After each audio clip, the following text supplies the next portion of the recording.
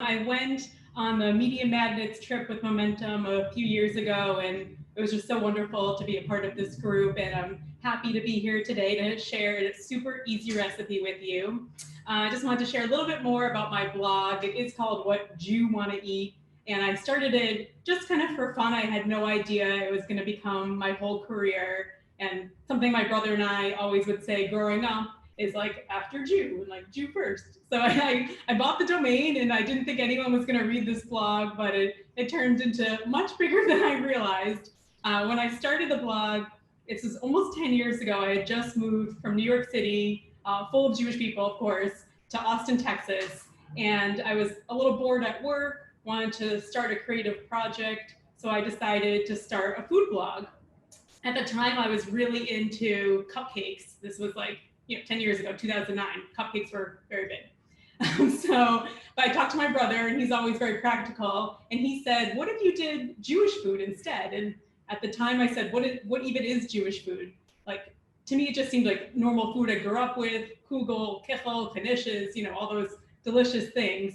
So he said, "Ask your friends in Texas if they know what a knish is," and no one did. So it prompted me to start this, and I didn't really think about it at the time, but then looking back, food has always been my connection to Judaism. Growing up, my mom and Bubby and I would make rugelach together, and we actually did this last week. We did a Zoom demo, the three of us making rugelach, so that was very cool. We make blintzes and cover the kitchen with these pancakes. We prepare for Rosh Hashanah dinner for weeks, making enough food for 100, no matter how many people came over. So this was my connection to Judaism growing up. And as I got older, in New York, I wasn't as active in the Jewish community, but in college, I would host seders because I wasn't able to go home for Passover. And I realized that this is a way for me to share a little bit of who I am with people of other religions, with other Jews, and it just became this very special thing. And I've gotten a lot of emails over the years of people that, they made my kugel for the first time and impressed their mother-in-law, or they just have learned through their ancestry.com that they're Jewish and are exploring it through food. And it's just such a delicious, magical way for us to feel connected to our Judaism. So today I'm going to make everything you love about a bagel in a teeny little bite. I first came up with this recipe when I was cooking for a nonprofit, their launch party. And they said, we're going to have about 100 attendees. It's an open bar. Maybe make like 1 to 2 bites per person. But I always thought of my mom, my Bubby, like, no. I'm making 600 bites, and they were all gone within like a half hour. So I love this recipe. It's very easy. We're going to start with some bagels, and I'm just going to use one to start here. I'll use this one. So we're cutting, this is going to be a little skewer with everything you love about a bagel. So we want to dice this into some little kind of cube pieces. So I'm going to start by cutting the bagel in half. So we got half bagel, and then I'm going to cut it in half this way. Now we've got our quarter bagel, and basically we're trying to get this into as close of a rectangle as we can so we can cut it into cubes. So I'm going to cut this a little smaller and then cut this into cubes here. And something I always do when I start cooking is get all my ingredients out. And I like to put them in cute little bowls, which you don't have to, but it helps to have everything out because then you know you aren't forgetting anything, and it just makes the cooking process much faster. I'm going to do this to the other side too. And I love this recipe because this is something also when I'm developing recipes I think about is different textures. So this has a bagel crouton and a very tangy dressing. So it's got crunch and it's got a little sour. It's got some fresh from the dill and the cucumber. So something when I'm cooking, I try to think about having these different flavors and textures. And I think that'll really help if you have like a salad that feels kind of flat. Maybe a little squeeze of lemon on there, and a crunchy crouton or a nut will just like wake it up. Okay, so this is enough to get started here. And bagels, put the bagels here. And I'm gonna put these on a cookie sheet. And again, if you have fresh, delicious New York bagels, you do not have to toast these. I do not have fresh, delicious New York bagels. They are pretty good, but I'm gonna toast these a little bit with some olive oil. Just drizzle right on the pan. And this is an everything bagel, so it's got some good seasoning, but if you wanna add a little salt, and pepper you can. And that one's ready to go. So I'm gonna stick this in the oven, and while this is toasting, I'm gonna work on our other parts. Okay, I'm back. And I am standing on a step stool because I am short. So you don't want to over toast these, only like 10 minutes or so, because otherwise it's hard to get the toothpick in there. Clean this off a little. So you can really get creative with the ingredients for this recipe, which I love, especially during this tricky time. Sometimes you can't get every ingredient. For example, I could not get tomatoes, which I normally use, because the one I had went bad, and then I ordered more and they didn't show up. So here we are, no tomatoes. But I do have a cucumber, which is my favorite ingredient. This is a very large, amazing local cucumber. And if you like, something I like to do if I'm kind of using a cucumber for a party is remove some of the skin. I think it just looks very pretty to remove, oops, maybe like every half an inch or so, a little line. And we definitely do not need this whole cucumber today. So I'm gonna do that. And then I'm gonna trim off the ends and cut this in half. And then cut it in half again the long way. And my husband does not like the cucumber seeds. This one has a lot of seeds, so I'm gonna remove them. And this is something I often do as well. Just take a spoon and carefully remove all of the seeds. Of course, getting some on my apron.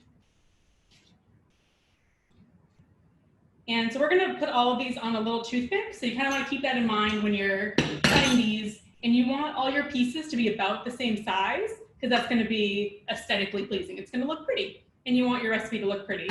So we're gonna cut kind of some little slivers along the way.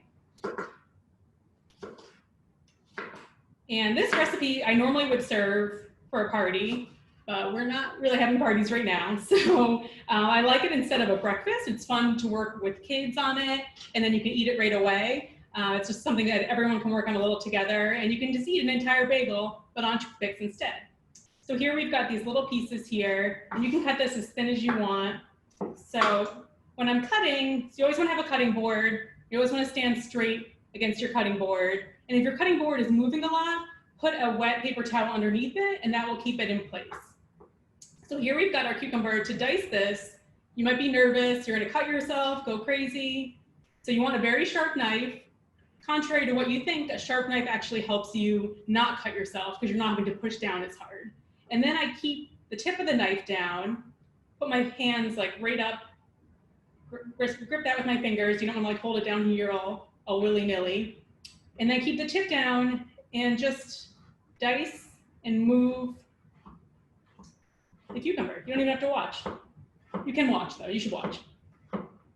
And then we have these beautiful cucumber slices. And that's it. And these are gonna look perfect on our skewer. So I'll do one more. I'm gonna trim just the inside, like looks a little ugly. So I'm gonna trim that. And you could do these a little thicker if you wanted, or you could do maybe 2 slices on one. You can get creative. So instead of the tomato today, because I couldn't get a tomato, and we've been eating some really gorgeous heirloom tomatoes here. Oh, I dropped my napkin. Okay, here I'm back. I thought I love red onion, so I'm like, I'm gonna do a red onion today. So I'm gonna cut off the end and cut through the root end.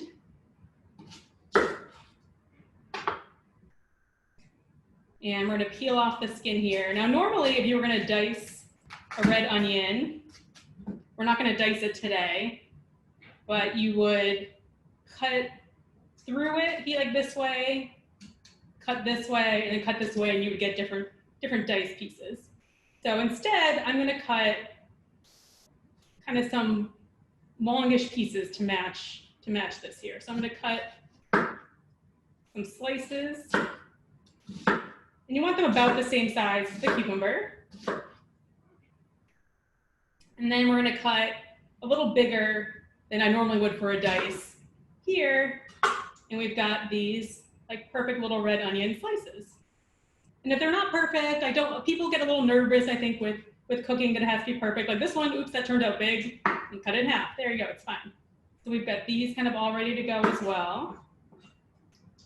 And something that I had in the fridge, move that over here, is a avocado. I have an avocado, so I thought, oh, that would be delicious. Adrienne was talking earlier about how she puts avocado on her bagel, so I'm gonna do that today. So this is after we cut this in half. You wanna remove the pit.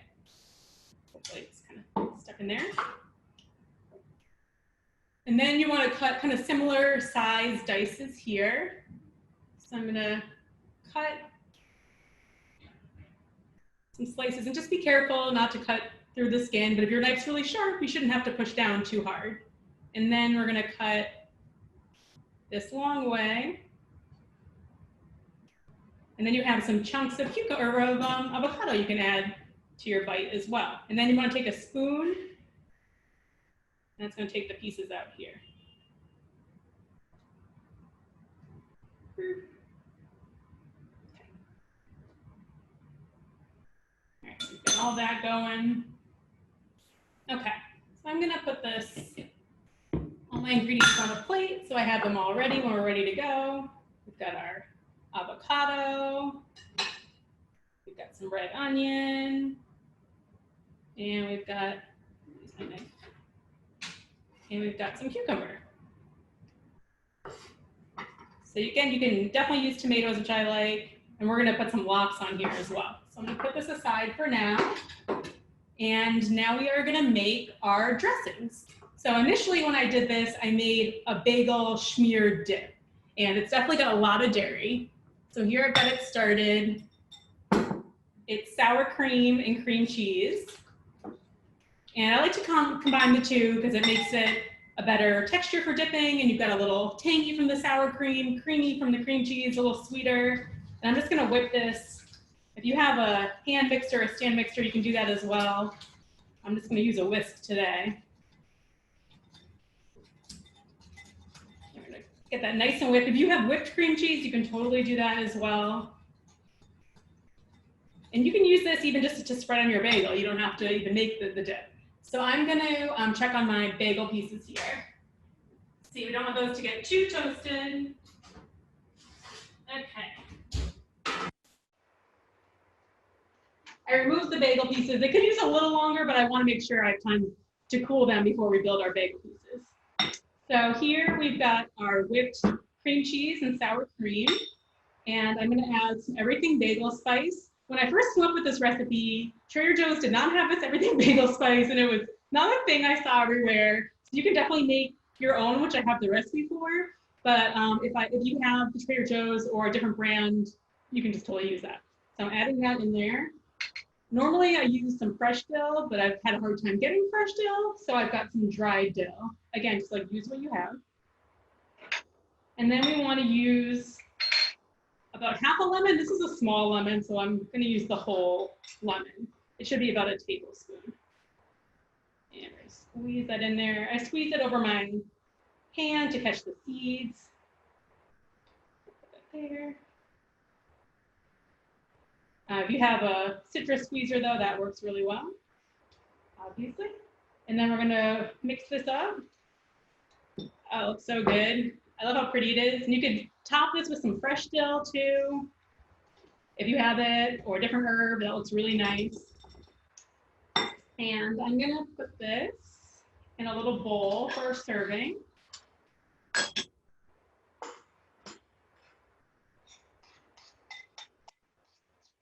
Sprinkle that in there.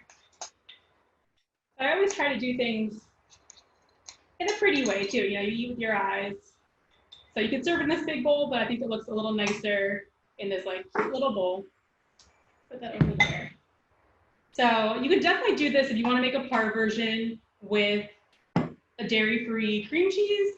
But when I was thinking about how to do a dairy-free version, normally I don't like to just say make a dairy-free. Like my rugelach is a ton of butter, cream cheese, sour cream. Could you do with dairy-free ingredients? I suppose, but it's just not the recipe I would make as a parve recipe. For example, I have a boozy pomegranate cake in my cookbook, perfect for Rosh Hashanah. It uses oil. It's naturally parve. It like works with oil. So I'm trying to make something that's dairy-free. I try to use a recipe that makes sense to not have dairy in it. So this everything bagel ranch is something I made up just a few weeks ago. My husband loves ranch, puts on everything. I had to convince him to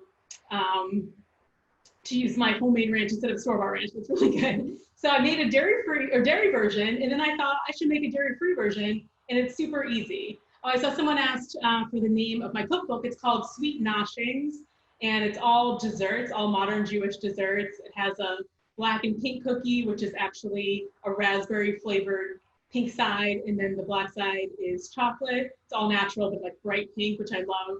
A lot of Jewish food is very brown, but delicious, like brisket, bagels, chopped liver. It's all brown, but so I try to add a little color, rainbow sprinkles where I can, and just make it kind of as beautiful as it is delicious. So that cookbook's all desserts, which I eventually want to do a cookbook that's sweet and savory, but I love that book was all sweet because I grew up really baking with my mom and Bubby. That was kind of the basis of our Jewish food growing up. It was all sweet kugels and blintzes and rugula and mandelbread and strudel, and that's what I think of when I think of baking with my mom and Bubby. So, I can't reach them. I'll be right back. So for a dairy-free ranch, it's actually pretty easy. Normally I use some sour cream in mayo. This way I'm just using all mayo. And ranch normally has buttermilk in it. That's what helps give it that like tangy flavor that we like. So buttermilk is just a fermented milk. So to replace the flavor, you can use vinegar, lemon. I actually like to use both. I like the freshness of the lemon and like the tangy kind of bite of the vinegar. So if you only have one, use one, it'll work. So I've got, kind of mix that up there. And then if you want to thin it out a little bit, depending on what you're using it for, if you're using it for a salad, you might want it a little thinner. I love this on a salad. If you're using it for wings or for chicken tenders or whatever you want to use ranch for. What do you use ranch for? Oh, really good on salmon. I love that. You might want to thin it out a little bit. So I'll add just like a little, you can use a dairy-free milk or just water. So thin that out a little more. And then we're going to add the vinegar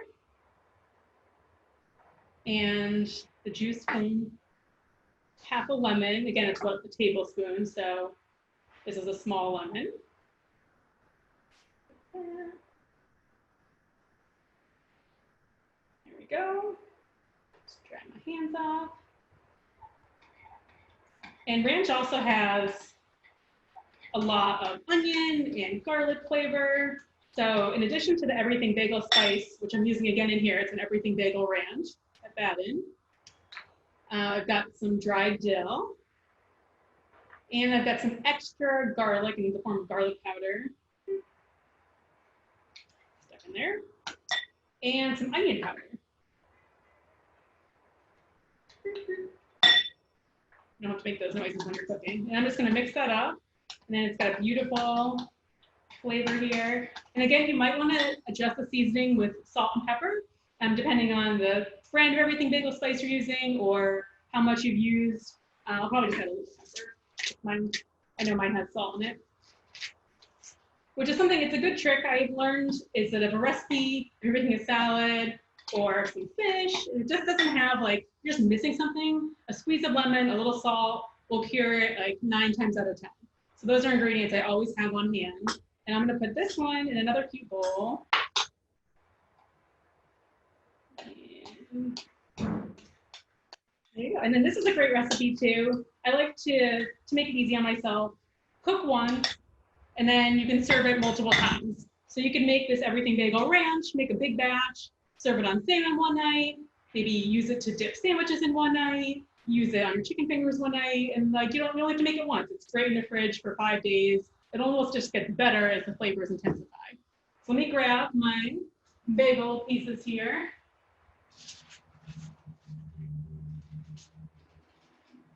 We've got our lightly toasted bagel pieces here. And just gonna grab one more cute plate. Cute little plate. And I'm gonna put this on just some little toothpicks. we want to grab, so I've got one more ingredient to cut up.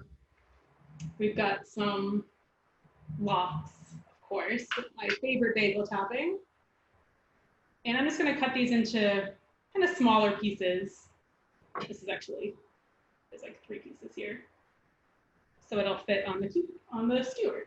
Now we're going to grab our toothpick, and you want to put the bagel on one end here, and then flip it over and put the other ingredients on. Which I've got here.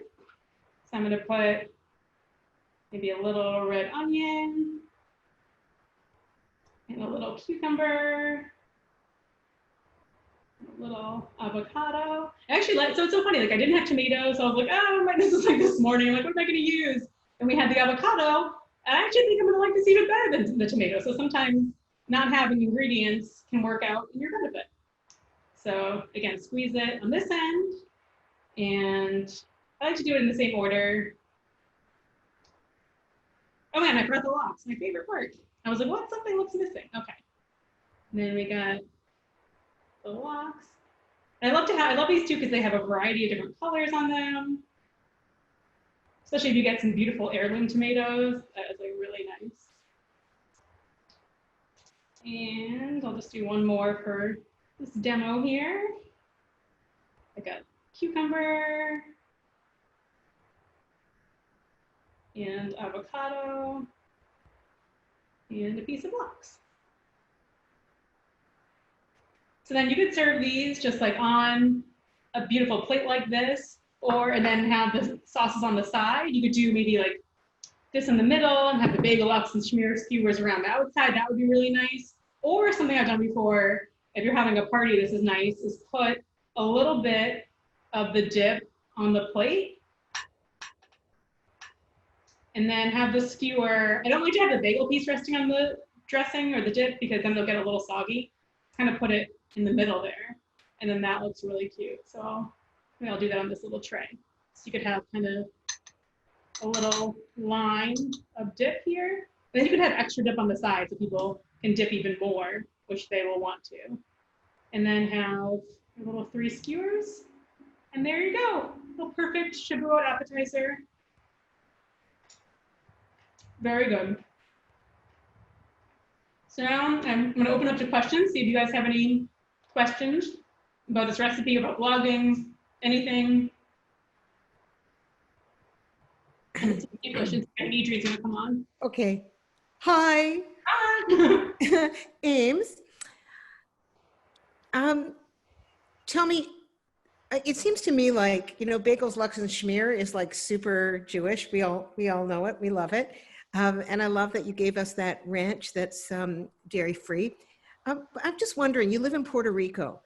Is there any food that is sort of part of the Jewish Puerto Rican experience that you wouldn't have expected when you moved there?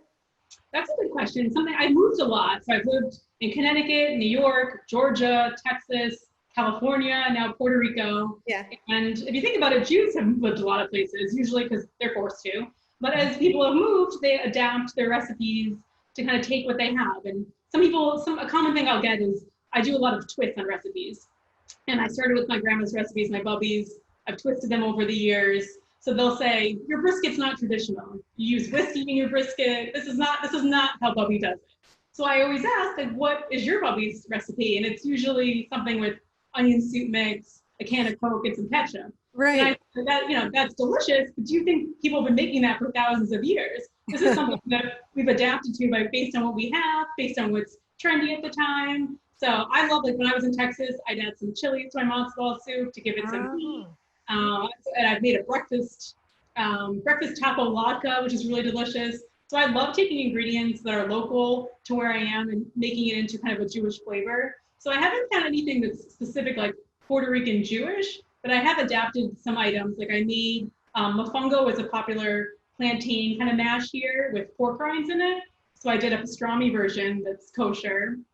And I stuffed it, and it kind of becomes like a mashed potato type filling. So I stuffed it in a knish, and that became a whole new thing. I've done latkes with plantains, which is really great. And that's usually here they'll do tostones, which is a fried plantain patty, and dip it in mayo ketchup, which is literally mayo and ketchup and some other spices. It's fancy sauce. That's what they called it in that movie, right? It says fancy sauce, mayo and ketchup, right? Oh, I didn't even know that. So yeah, we call it mayo chop, mayo ketchup. It's so good with the plantain latke. So I've like kind of taken more some like local foods that I really like and adapted them. I made a tropical hamantaschen last year, which had papaya and coconut in it. Oh, Right? So, nice. yeah, actually, was it guava? I forget. Anyway, you can Sounds really get delicious. creative. So I encourage people to use ingredients that they have. Like some people, if you didn't have recipes you grew up with, it's totally okay to kind of come up with your own and your new traditions. Maybe you make a challah, but you love using za'atar. It's a spice you use a lot. I like to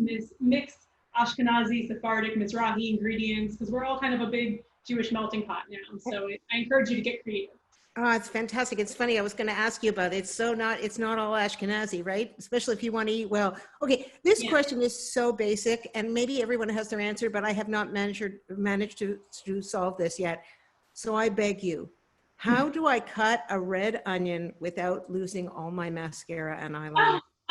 So how do you cut a red onion? I do not have this problem when I'm wearing my contacts. When I'm wearing my glasses, it's a problem. Yeah, why? Yeah, I don't know why that is. I have heard, I just put my contacts in and it's fine. Some people freeze their onions. Have you tried that? No, you freeze your People onions? say freezing does something with the science. I'm not a enzymes. So that kind of helps. If you freeze it, that's supposed to help the dicing, but I've not tried that personally. Maybe I will. But if you try that, let me know if that works. Oh, so yeah, somebody just said in the chat that cold onions really helps you avoid it. So, somebody here in the chat asked, what took you there? Somebody else run your onions under ice cold water first. That it was amazing to find a Jewish group there. They want to know what took you to Puerto Rico. So I met my husband when I was living in San Francisco, actually right before I went on the Media Magnets trip. So it was fun we'd only been dating a few weeks and I gossiped with all the women on the trip about my new relationship. But just honestly, a few months after that, he got a job opportunity in Puerto Rico and for the same company he was working for in San Francisco to start a new team in Puerto Rico. And he said, I don't want to move. If you don't want to come with me, I'll say no. And I said, yes. I was like, yes, but you can't say no to that kind of adventure. So no, for sure we not. Here and got engaged a few months later and then got married a few months later. And I'm like, where is my life right now? Your life is standing here talking to me. Those bagels are Puerto Rican bagels. You said they're Puerto Rican bagels. There's a Puerto Rico bagel place here. And actually, they have a twist. They have different bagel sandwiches, and they have one that has kind of a Puerto Rican style brisket and mashed sweet plantains on it and a fried egg. And it's like, so good. So that's I love a Puerto Rican bagel twist. Which is very fun. And is it just the Jews that eat the bagels there, or does everybody eat bagels? No, they wouldn't survive if just the Jews ate the bagels. People love bagels, and when I post a bagel on my Instagram, I have a lot of local friends now, and my friends all over are always like, everyone loves a bagel.